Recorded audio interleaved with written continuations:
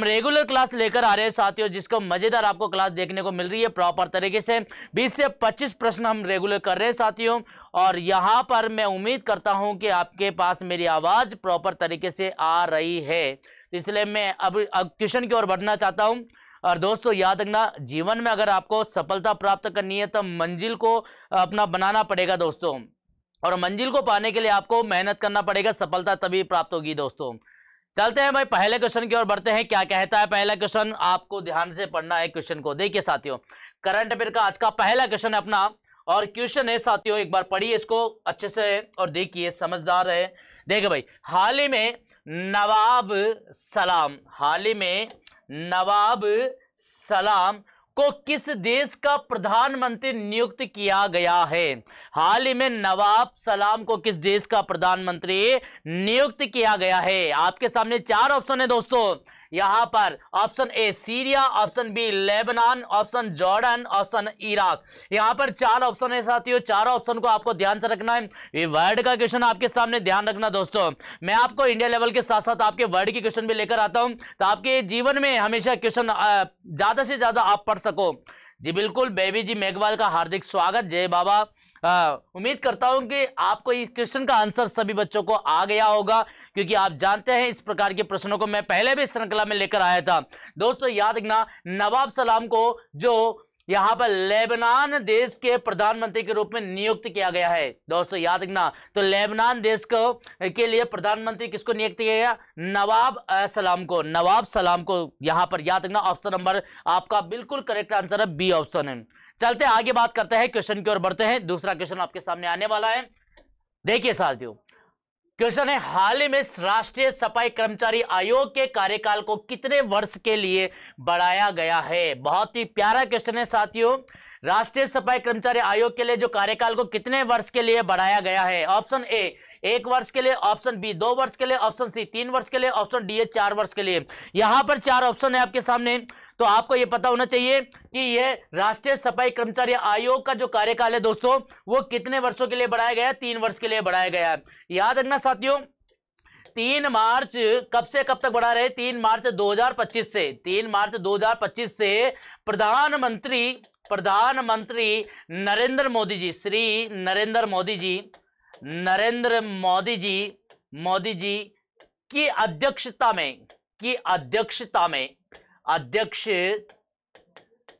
में केंद्रीय मंत्रिमंडल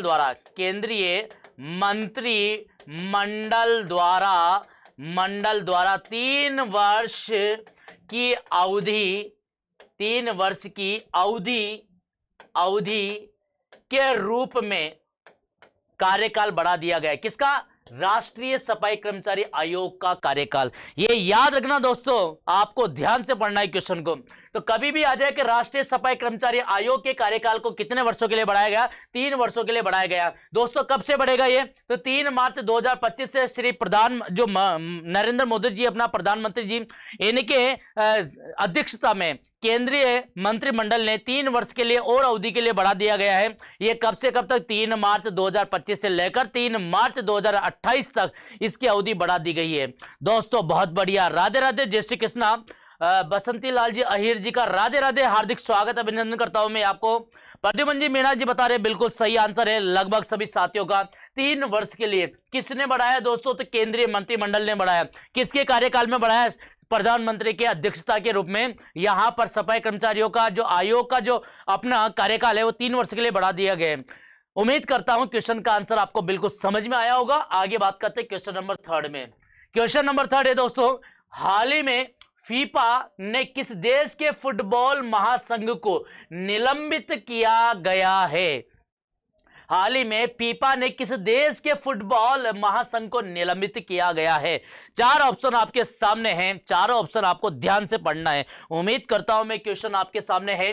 देखो भाई, कांगो गणराज्य, option B Pakistan, option C Bangladesh, option D है आपके सामने ए और बी। यहां पर 4 देश है, चारों देशों के बारे में आपको यहां पर पता है। तो फीफा ने किस देश के फुटबॉल महासंघ को निलंबित किया है दोस्तों? तो याद रखना, पाकिस्तान देश को। किसको? पाकिस्तान देश को यहां पर फीफा ने संपूर्ण रूप से इसे निलंबित कर दिया गया। क्यों किया गया? तो आपको ध्यान रखना है दोस्तों यहां पर, क्योंकि वह अपने संविधान में संशोधन में, अपने संविधान के संशोधन करने के लिए विफल रहा है दोस्तों, अपने संविधान में संशोधन करने के लिए विफल रहा है। इसलिए पूरे देश ने यहां पर, फीफा ने यहां पर इसे खेल प्रतियोगिता से निलंबित कर दिया गया है। जी बिल्कुल, बहुत बढ़िया, वेरी गुड, बहुत बहुत धन्यवाद आपको। सभी विद्यार्थी कमेंट कर रहे हैं। एक बार निवेदन करता हूं कि क्लास को जरूर शेयर कर देना। उम्मीद करता हूं कि आपको यहां लेवल के क्वेश्चन आपको देखने को मिल रहे हैं। ये प्रश्न आपको रामबाण साबित रहेंगे दोस्तों, आपके होने वाले एग्जाम के अंतर्गत। जितने भी आप एग्जाम देने जा रहे हो साथियों, उन सभी को यहां पर सानिया मीणा जी को राम राम, राधे राधे, जय श्री कृष्ण। उम्मीद करता हूं बच्चे कमेंट कर रहे हैं बिल्कुल। तो ये याद रखना दोस्तों, अपने संविधान को, अपने संविधान में संशोधन करने में विफल रहा है। कौन सा देश रहा है दोस्तों? तो पाकिस्तान। इसीलिए फीफा ने फुटबॉल महासंघ से इसे निलंबित कर दिया गया। याद रखना साथियों। तो एकमात्र ऐसा देश है पाकिस्तान, जिसे आप अच्छे से जानते हैं। चलते हैं अगले क्वेश्चन की ओर बात करता हूं मैं। देखो साथियों, हाल ही में अंतरराष्ट्रीय क्रिकेट परिषद ने पुरुष चैंपियन ट्रॉफी 2025 का आधिकारिक गीत जीतो बाजी खेल के, क्या है दोस्तों? यहां पर गीत का नाम है जीतो बाजी खेल के, जारी किया गया है। इसका गायक कौन है? यानी यहां पर जो आप जानते हैं, अंतरराष्ट्रीय क्रिकेट परिषद में जो पुरुष ट्रॉफी चैंपियन जो है 2025 का, इसके लिए एक गीत गाया गया। यह गीत जीतो बाजी खेल के, तो इस गीत को किसने गाया दोस्तों? तो याद रखना साथियों, यहां पर इसे गाया गया है आपके आतिफ असलम द्वारा। किसके द्वारा गाया गया? आतिफ असलम के द्वारा गाया गया। इस गीत का नाम है जीतो बाजी खेल के। याद रखना, अंतरराष्ट्रीय क्रिकेट परिषद के लिए गाया गया है 2025 के चैंपियन ट्रॉफी के लिए। बिल्कुल, बहुत बड़े, शानदार जी, राधे राधे, जय श्री कृष्ण। सभी मित्र यहां पर आंसर दे रहे हैं बिल्कुल। और प्रद्युमन जी, और हाँ, बहुत बढ़िया, आतिफ असलम के द्वारा। सभी का आंसर बिल्कुल करेक्ट आंसर है। उम्मीद करता हूं क्वेश्चन का आंसर आपको समझ में आया होगा। कोई दिक्कत आती है किसी प्रकार से तो आपको ध्यान रखना साथियों। अभी आपके सामने आज राजस्थान का बजट भी पेश हुआ है दोस्तों। तो यहां पर आने वाली राजस्थान की जो पुलिस की वैकेंसी है, वो भी आपके 3500 पदों पर होने वाली है। पटवारी की वैकेंसी आपके सामने होने वाली है। तो आप आज के जो बजट को देख लेना एक बार साथियों। यहां पर भजन लाल जी ने पेश किया है, और इस राजस्थान के बजट को आप एक बार देखिए। और आप उम्मीद के साथ कहता हूं, मैं गारंटी के साथ कहता हूं कि आप अगर मेहनत करें तो जिंदगी में सफलता जरूर मिलेगी। और सफलता पाने के लिए आपको याद रखना दोस्तों, मेहनत करनी पड़ेगी। मेहनत इतनी करो कि आपके जो कामयाबी शोर मचाती है। तो मेहनत करने का तरीका आपको याद होना चाहिए। किसी को ज्यादा बातें नहीं बताना चाहिए, किसी को कोई बातें नहीं बताए कि मैं क्या कर रहा हूं, मुझे इसमें क्या करना है। काम करते रहो, जिंदगी में सफलता 100% मिलेगी। किसी व्यक्ति को आपके बारे में पता नहीं होना चाहिए कि आप क्या कर रहे हो। जिस दिन आपका सिलेक्शन होता है, उस दिन आपकी कामयाबी का पता चलता है। तो ये होना चाहिए कि यार, इस बंदे को तो ये उम्मीद नहीं थी कि ये बंदा सिलेक्शन दे सकता है। इसलिए कोई भी काम करो किसी प्रकार का, किसी को ना बताएं। प्रद्युमन जी बता रहे बिल्कुल, हाँ, यहाँ पर लगभग सभी बच्चे बता रहे, हाँ जी बिल्कुल साथियों, याद रखना। चले भाई, बात करते हैं क्वेश्चन की आगे की। अगला क्वेश्चन आपके पीबीसीआर आंकड़ों के अनुसार भारत में स्तन कैंसर की घटना दर सबसे अधिक कहां है? पीबीसीआर आंकड़ों के अनुसार भारत में स्तन कैंसर की घटना दर सबसे अधिक कहां पर है? Option A Delhi, option B Mumbai, option C Hyderabad, option D है बेंगलोर। तो याद रखना, इसका सही आंसर है साथियों हैदराबाद। क्या है आपका सही आंसर? हैदराबाद। हैदराबाद में सबसे अधिक स्तन कैंसरधारी के दर सबसे अधिक पाई गई है दोस्तों, पीबीसीआर आंकड़ों के अनुसार भारत के अंतर्गत। यह आपको ध्यान रखना।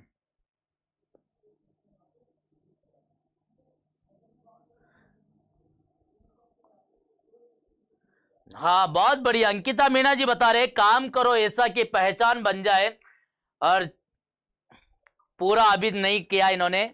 हाँ, रख हौसला वो मंजर भी आएगा, प्यासे के पास चलकर समंदर भी आएगा, हिम्मत ना हार मंजिल के मुसाफिर, मंजिल भी मिलेगी और मिलने का मजा भी आएगा। ये भी आपको ध्यान रखना है। इस मोटिवेशनल शायरियों के साथ में आप लोगों को थोड़ा सा मनोरंजन कर देता हूं ताकि आपको भी अच्छा लगे, और इस बारे में आपको ये जो क्वेश्चन पढ़ते हैं तो मोटिवेशनल, आप जानते हैं मोटिवेशनल बातों से आपको थोड़ा सा मोटिव करने से मेरा भी मनोबल बढ़ता है।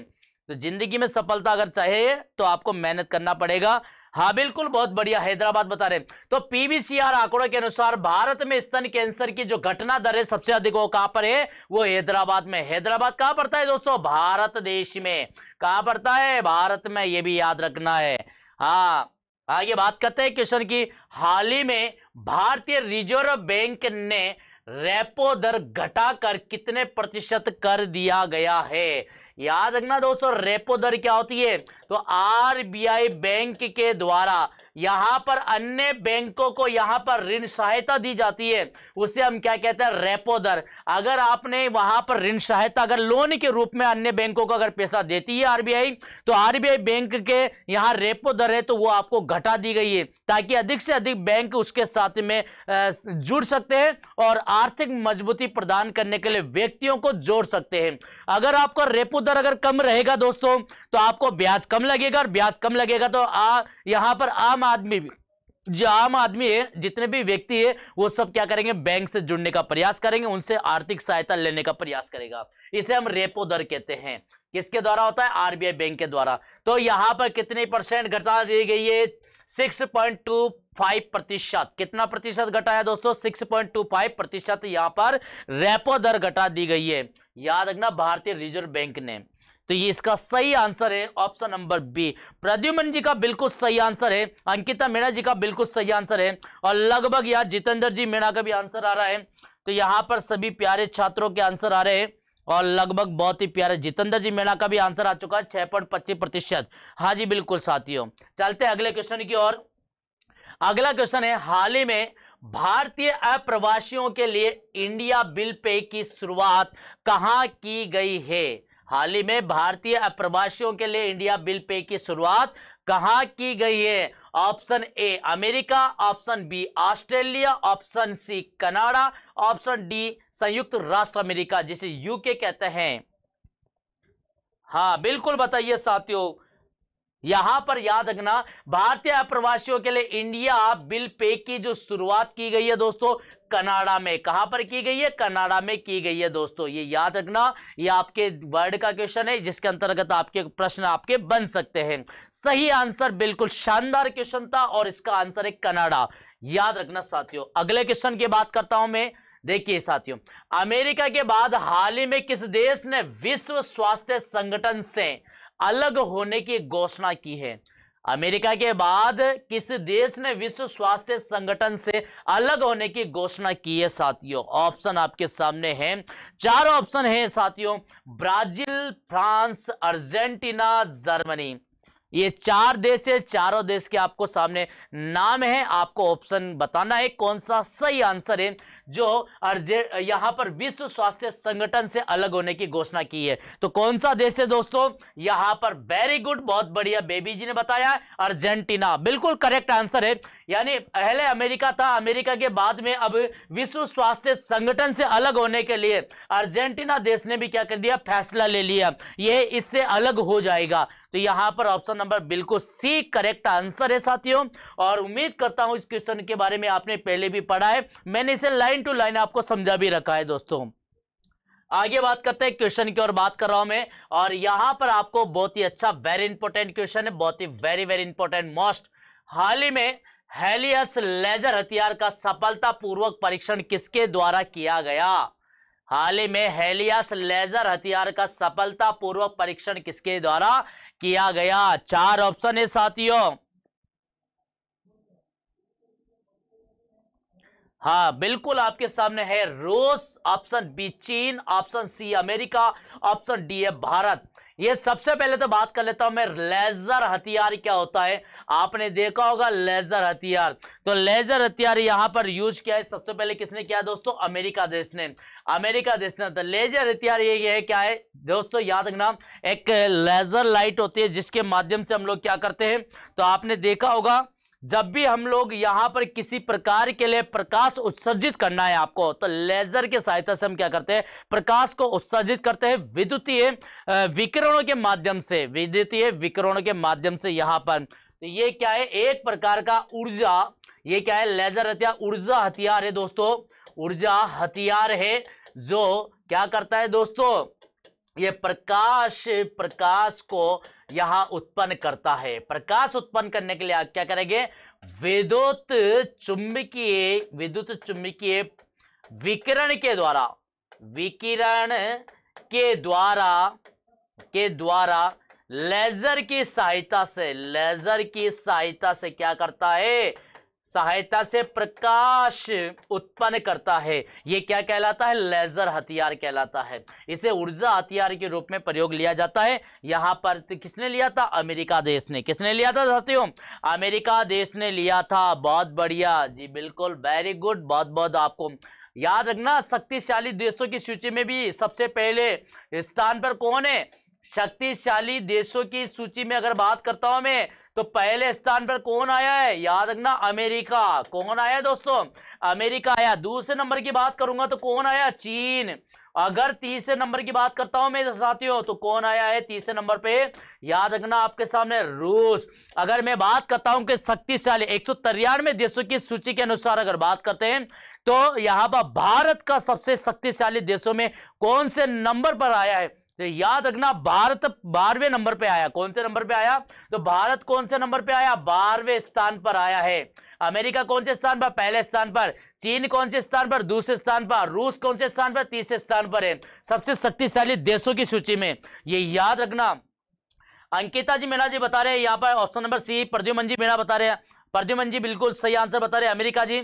और यहां पर बिल्कुल भाई साहब जी बसंती लाल जी बता रहे हैं ऑप्शन नंबर ए की ओर बढ़ रहे हैं। उम्मीद करता हूं मैं लगभग सभी यहां पर कमेंट कर रहे हैं, और ज्यादा से ज्यादा कमेंट करिए साथियों, ताकि आपका जीवन में मनोबल बढ़ेगा और मेरा भी बढ़ेगा। मनोबल बढ़ाने के लिए आपको क्या करना पड़ता है, संघर्ष करना पड़ता है। और संघर्ष के लिए आपको क्या करना पड़ेगा दोस्तों, शिक्षा। और शिक्षा ग्रहण करने के लिए आपको याद रखना मेहनत करनी पड़ेगी। तो शिक्षा वह शेरनी का दूध है, जितना पिएगा उतना क्या करेगा, दहाड़ेगा। तो दहाड़ना है तो आपको इतनी शिक्षा ग्रहण करनी है कि आप कहीं से भी क्वेश्चन आए उसे कोई गलत नहीं करें। और गलत होने का काम ही नहीं रहेगा साथियों। कैसे हो जाएगा गलत, हम रात दिन आपके लिए मेहनत कर रहे हैं और आप भी हमारे लिए मेहनत कर रहे हो साथियों, तो परीक्षा में फेल होने का चांस ही नहीं है।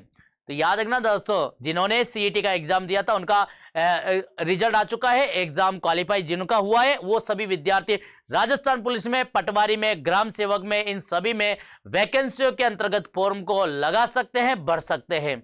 और जिन विद्यार्थियों ने ग्रुप डी का फॉर्म अभी तक नहीं भरा है, उसकी लास्ट डेट है 22 फरवरी। तो इसमें फॉर्म को अप्लाई कर देना साथियों, अभी भी आपके पास में मौका है। और ज्यादा कुछ नहीं आएगा, याद रखना मैथ, रीजनिंग, साइंस और इंडिया जीके और करंट अफेयर आएगा। इसे आप अच्छे से पढ़ी रहे, मेहनत करी रहे, लगातार संघर्ष करी रहे, तो फिर कोई दिक्कत नहीं है। चलते हैं, बात करते हैं आगे की ओर, शुरुआत करते हैं। चलो भाई, क्वेश्चन नंबर है, हाल ही में इंटरनेशनल बर्ड फेस्टिवल का आयोजन कहां किया जाएगा। हाल ही में इंटरनेशनल बर्ड फेस्टिवल का आयोजन कहां किया जाएगा। 4 ऑप्शन है आपके सामने, भोपाल, ऑप्शन बी है आपका जयपुर, ऑप्शन सी है देहरादून, ऑप्शन डी है आपका प्रयागराज। जल्दी से कमेंट करके बताइए साथियों, प्यारे बच्चों जल्दी से कमेंट करिए। याद रखना, ये जो आपका इंटरनेशनल बर्ड फेस्टिवल है, इसका जो आयोजन है आपका प्रयागराज में किया जाएगा। कहां पर किया जाएगा, प्रयागराज में किया जाएगा। और यह भी आपको पता है दोस्तों कि महाकुंभ जो 2025 का जो मेला है, इसमें आपको पता है कि 16 फरवरी से लेकर 18 फरवरी तक यहां पर 3 दिन के लिए ये आयोजन किया गया। ये आयोजन किया गया है साथियों इंटरनेशनल बर्ड फेस्टिवल का। इसमें क्या है याद रखना, पर्यावरण परीक्षण और जैव विविधताओं को बढ़ावा देने के लिए, पर्यावरण परीक्षण और जैव विविधताओं को बढ़ावा देने के लिए ये इंटरनेशनल बर्ड फेस्टिवल का आयोजन 16 से 18 फरवरी तक, ये 3 दिन के लिए इसका आयोजन किया गया साथियों। तो कहां किया गया? प्रयागराज में। प्रयागराज में आपने देखा होगा अभी कुंभ का मेला चल रहा है, और कुंभ का मेला चल रहा है तो आप भी गए होंगे जरूर देखने के लिए। ये इसका 26 तारीख का लास्ट रहेगा इसका स्नान, शाही स्नान, ये भी आपको ध्यान रखना है। तो बिल्कुल सही आंसर है। जो विद्यार्थी अभी तक कुंभ नहीं गए एक बार जरूर चल जाना, वहां अपनी गंगा संगम में जाकर आप डुबकी लगा लेना, ताकि आपके आने वाले एग्जाम सारे के सारे क्या हो जाए, क्वालिफाई हो जाए। ये थोड़ा ध्यान रखिए साथियों ना। चलो बात करते हैं आगे की क्वेश्चन की ओर बढ़ते हैं। हाल ही में महिला टेनिस एसोसिएशन पॉइंट हासिल करने वाली, महिला टेनिस एसोसिएशन पॉइंट हासिल करने वाली सबसे कम उम्र की भारतीय खिलाड़ी कौन बनी?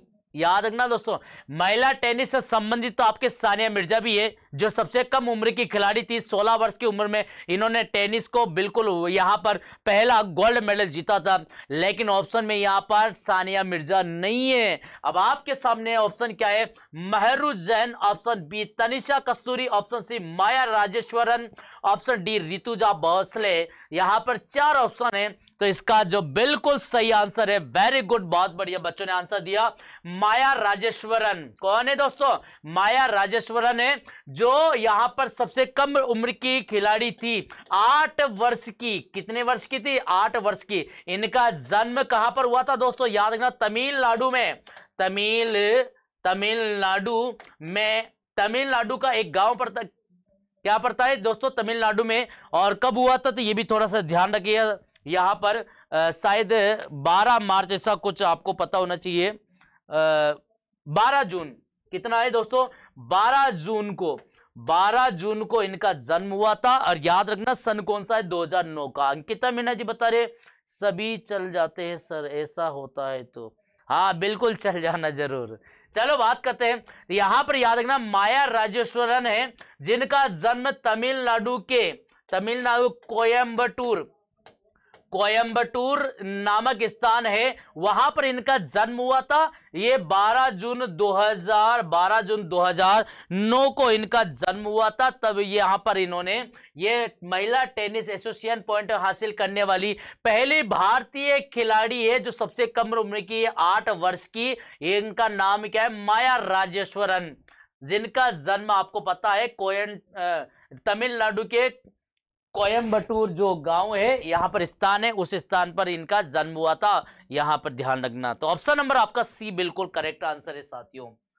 चलते हैं अगले क्वेश्चन की ओर, बात करते हैं अगला क्वेश्चन क्या कहता है। हाल ही में चर्चा में रहा विवेकानंद युवा भारती क्रीड़ांगना स्टेडियम कहां स्थित है? हाल ही में चर्चा में रहा विवेकानंद युवा भारतीय क्रीड़ांगना स्टेडियम कहां पर स्थित है?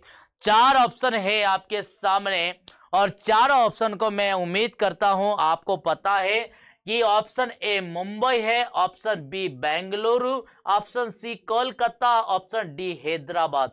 ये चारों शहर आपके बड़े शहर है। इन चारों शहर में से आपको बताना है कि विवेकानंद युवा भारती क्रीड़ांगना स्टेडियम कहां पर है। तो याद रखना साथियों, कोलकाता में। कहां पर है? कोलकाता में है, ये आपको ध्यान रखना है।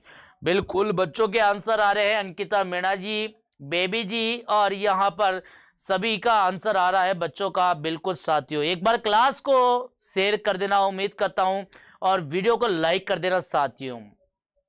अगला क्वेश्चन आपके सामने यहां पर, हाल ही में किस राज्य के मुख्यमंत्री ने, कौन है दोस्तों मुख्यमंत्री?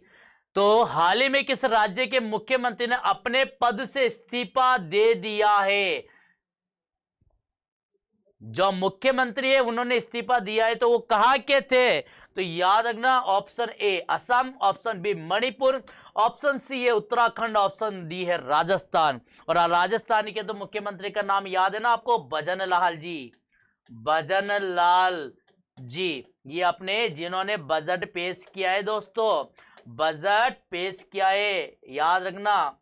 तो यहां पर राजस्थान के मुख्यमंत्री तो कौन है? भजन लाल जी। हम बात कर रहे हैं दोस्तों किस मुख्यमंत्री ने अपने पद से इस्तीफा दिया, याद रखना दोस्तों, मणिपुर के।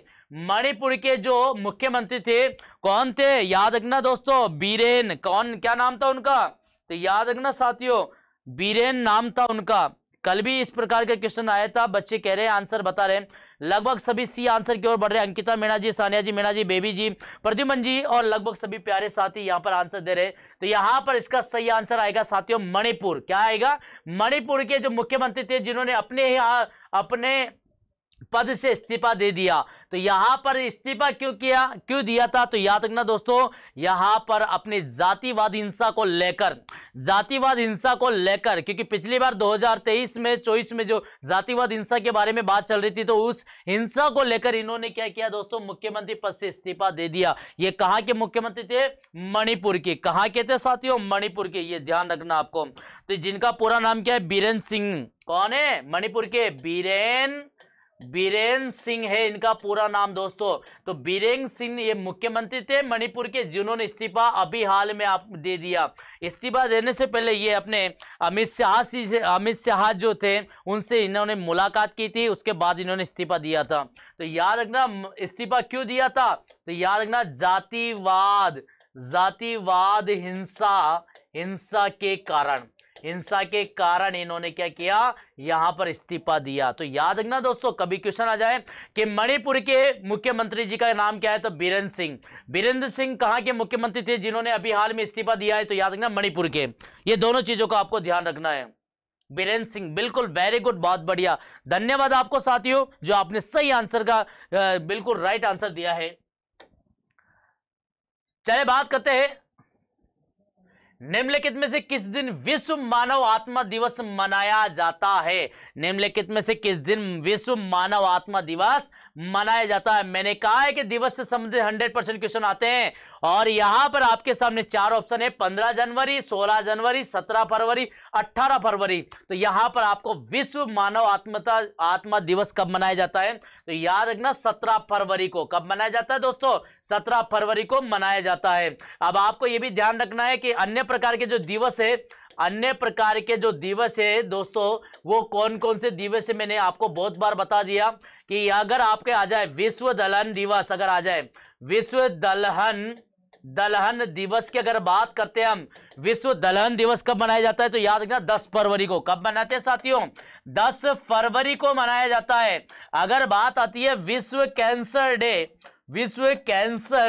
कैंसर डे दिवस कब मनाते हैं? तो याद रखना 4 फरवरी को। कब मनाते हैं दोस्तों? 4 फरवरी को मनाया जाता है। अगर आता है नर्मदा जयंती दिवस की अगर बात आती है तो कब मनाते हैं साथियों? तो ये भी याद रखना 4 फरवरी को मनाया जाता है। कब मनाते हैं? 4 फरवरी को मनाया जाता है। अगर आपसे पूछा जाता है विश्व आर्द्र भूमि दिवस कब मनाते हैं? तो याद रखना विश्व आर्द्र भूमि दिवस तो कब मनाते हैं साथियों? तो याद रखना आपको विश्व आर्द्र भूमि दिवस की बात आती है तो यहां पर 2 फरवरी को। कब मनाते हैं साथियों? 2 फरवरी को मनाया जाता है। अगर आपसे पूछा जाए अंतरराष्ट्रीय जेब्रा दिवस कब मनाते हैं? यह भी याद रखना अंतरराष्ट्रीय जेब्रा दिवस की अगर बात आ जाती है तो याद रखना 31 जनवरी को। कब मनाते हैं साथियों? 31 जनवरी को मनाया जाता है। यह भी आपको ध्यान रखना है। तो बिल्कुल यहां पर लगभग बच्चे आंसर दे रहे हैं और सभी का सही आंसर आ रहा है। तो कभी क्वेश्चन आ जाए निम्नलिखित में से किस दिन विश्व मानव आत्मा दिवस मनाया जाता है? तो 17 फरवरी को मनाया जाता है। अन्य प्रकार के दिवस आपको यहां मैंने बता दिया, विश्व दलहन दिवस 10 फरवरी को, विश्व कैंसर दिवस आपका 4 फरवरी को, नर्मदा जयंती दिवस 4 फरवरी को मनाया जाता है, विश्व आर्द्र भूमि दिवस 2 फरवरी को, अंतरराष्ट्रीय जेब्रा दिवस कब मनाते हैं? 31 जनवरी को मनाया जाता है। अन्य प्रकार की अगर और भी बात आती है तो अन्य प्रकार के देखो यहां पर मैं बात कर लेता हूं कि 11 दिसंबर को आपको कौन सा दिवस मनाया जाता है? यूनानी दिवस मनाया जाता है। 11 दिसंबर को आपका यूनानी दिवस मनाया जाता है। 12 दिसंबर को कौन सा? अंतरराष्ट्रीय डार्विन दिवस मनाया जाता है। 12 दिसंबर को अंतरराष्ट्रीय डार्विन दिवस मनाया जाता है। अगर बात आती है 13 फरवरी की, तो 13 फरवरी के दिन कौन सा? राष्ट्रीय महिला दिवस मनाया जाता है। कौन सा? 13 फरवरी को क्या मनाते हैं? राष्ट्रीय महिला दिवस मनाया जाता है। अगर बात आती है दोस्तों 13 ही फरवरी की वापस से, तो विश्व रेडियो दिवस भी कब मनाते हैं? 13 फरवरी को। कब मनाते हैं साथियों? 13 फरवरी को। तो 2 दिवस याद रखना, 13 फरवरी को राष्ट्रीय महिला दिवस मनाते हैं और 13 फरवरी को ही क्या मनाते हैं? आपका विश्व रेडियो दिवस मनाया जाता है। अगर बात आती है 12 दिसंबर की, तो 12 दिसंबर को देखिए अंतरराष्ट्रीय डार्विन दिवस, प्लस इसके अलावा एक और दिवस मनाते हैं आतंकवाद के अनुकूल होने पर हिंसक उग्रवाद की रोकथाम के लिए अंतरराष्ट्रीय दिवस मनाया जाता है। आतंकवाद के अनुकूल होने पर हिंसक उग्रवाद की रोकथाम के लिए अंतरराष्ट्रीय दिवस भी मनाया जाता है। कब मनाते हैं साथियों? 12 दिसंबर को। ये आपको ध्यान रखना था। तो अपन ने बात करी थी क्वेश्चन की, निम्नलिखित में से किस दिन विश्व मानव आत्मा दिवस मनाया जाता है? 17 फरवरी को। 17 फरवरी को हम बात कर रहे थे, तो इसकी स्थापना जो की गई थी सबसे पहले 2003 में। इसकी स्थापना कब की गई थी? 2003 में। और किसके द्वारा की गई थी दोस्तों? माइकल लेवी के द्वारा। 2003 में माइकल लेवी के द्वारा सबसे पहले इसकी स्थापना की गई थी।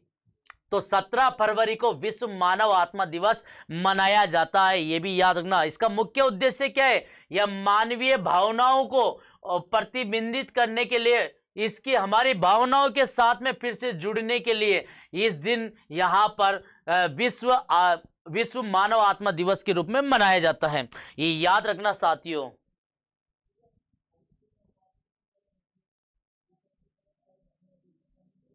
बहुत बढ़िया आपके सामने है ना। चले भाई बात करते हैं, आगे की शुरुआत करते हैं।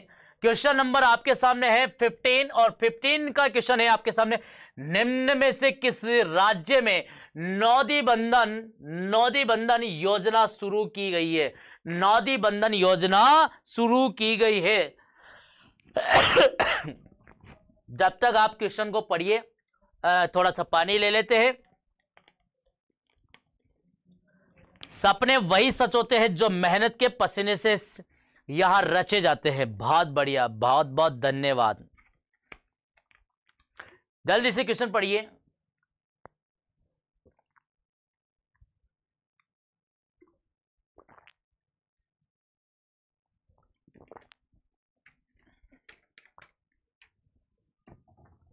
चलो भाई बात करते हैं, निम्नलिखित में किस राज्य में नौदी बंधन योजना शुरू की गई है? ऑप्शन आपके सामने, option A Odisha, option B Chhattisgarh, option C है पश्चिमी बंगाल, ऑप्शन डी आपका झारखंड। तो यहां पर जो सही आंसर रहेगा साथियों, क्या रहेगा? पश्चिमी बंगाल में। पश्चिमी बंगाल में नौदी बंधन योजना शुरू की गई है। याद रखना नौदी बंधन का अर्थ क्या होता है? तो याद रखना साथियों, ये आपके सामने नौदी बंधन का मतलब होता है नदी बंधन। क्या है दोस्तों? नदी बंधन।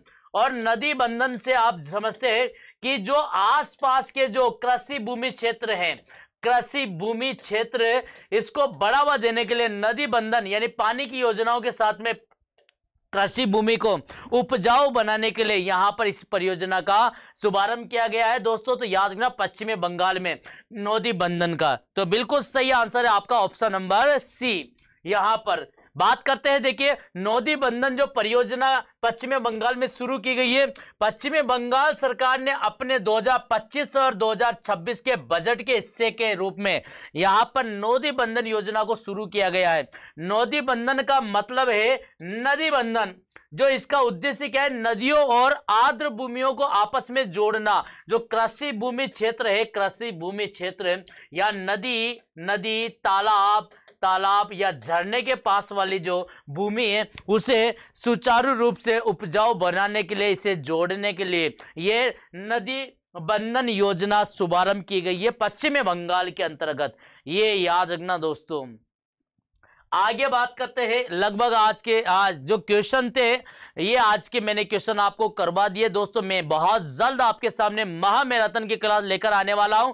लगभग आपके 50 क्वेश्चन उस क्लास में रहेंगे दोस्तों। और ये जो क्लास आपकी रहेगी, ये आपको मैं बता दूंगा, बहुत जल्दी आपके सामने क्वेश्चन आने वाले हैं, जिसके अंदर आपके वर्ड के क्वेश्चन रहेंगे, इंडिया का जो आपका पार्ट है आपका करंट अफेयर का, उसके सारे क्वेश्चन रहेंगे साथियों। और ये संपूर्ण 1 जनवरी से लेकर आपके 15 फरवरी तक के महामैराथन जो क्लास है आपके सामने लेकर आने वाला हूं बहुत ही जल्दी। रेगुलर आपके सामने ये क्लास चलती है, इवनिंग में 7 बजे स्टार्ट हो जाती है साथियों। और आज थोड़ा सा जल्दी हो चुका है क्योंकि आज के कम प्रश्न थे, इसलिए आपके सामने जल्दी समय हो चुका है। उम्मीद करता हूं कि आपको जो क्वेश्चन करवाए जाते हैं उन्हें एक बार रेगुलर आप रिपीट करके देख लेना और मेहनत करना जारी रखिए साथियों। कभी भी समय आपको बदल सकता है, कभी भी आपकी मेहनत कामयाबी रंग ला सकती है। मेहनत आपको जिंदगी में हमेशा ऐसी करनी है जो आपको सफलता मिल जाए। 2025 बहुत अच्छा वर्ष है। इस वर्ष में बहुत सारी आपके लिए वैकेंसियां जारी कर दी गई है, चाहे सेंट्रल लेवल की वैकेंसी हो, स्टेट लेवल की वैकेंसी हो। तो आपको ध्यान रखना है, आपने अगर फॉर्म को अप्लाई नहीं किया हो तो फॉर्म को आप अप्लाई जरूर कर देना और अपनी मेहनत को कामयाबी तक पहुंचाने के लिए मंजिल तक आपको मेहनत करना है। दोस्तों याद रखना, जिंदगी जीना आसान नहीं होता है, बिना संघर्ष के कोई महान नहीं होता है। जब तक ना पड़े हथौड़ी की चोट पत्थर भी भगवान नहीं होता है। इसी के साथ में दोस्तों मैं आपसे विदा लेता हूं। सभी को राधे राधे, जय श्री कृष्णा। सभी स्वस्थ रहे, मस्त रहे। धन्यवाद सभी को।